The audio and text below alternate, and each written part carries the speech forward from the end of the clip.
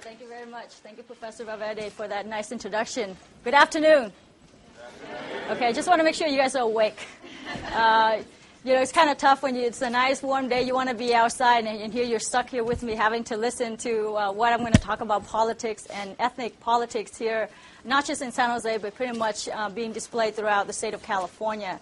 But before I go into that, if you can't hear me for some reason, just raise your hand and then, kind of signal to me, speak louder or something like that, and then I'll try and speak a little bit louder.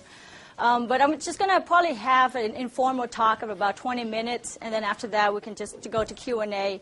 I want you guys to be very frank with me, because I will be very frank with you and very candid with what I have to share today. So if there's any questions that you have while we talk, if you can just jot it down, and then when we have the Q&A session, feel free to ask any questions you have. So just to start out, how many of you guys here have heard of the Little Saigon controversy? Wow. It spreads. Again, my name is Madison. I am a council member representing District 7 in the city of San Jose. District 7 is comprised mostly of Vietnamese Americans and also the Latino population.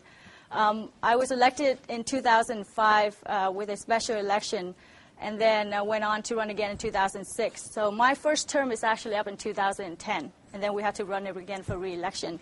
And we have 2 terms. Each term is 4 years, so that's a total of 8 years. My family and I came to the United States in the early 80s. There are 9 kids in the family, 2 parents. We first came to Scottsdale, Arizona. My dad works as a janitor for a Lutheran church. But given the fact that we're tropical people, Arizona was not the right place for us because it's really cold in the wintertime.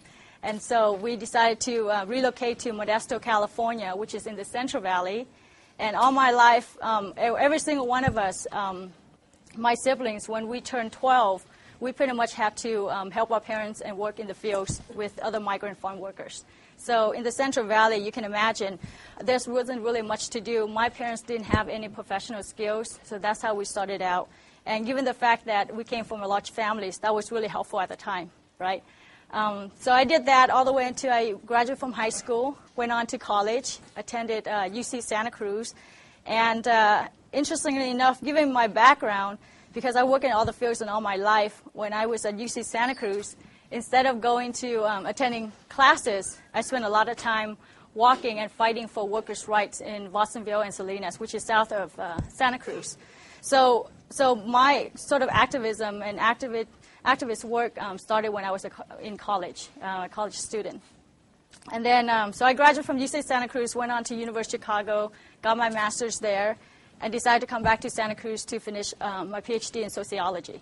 So that's pretty much, my background in education.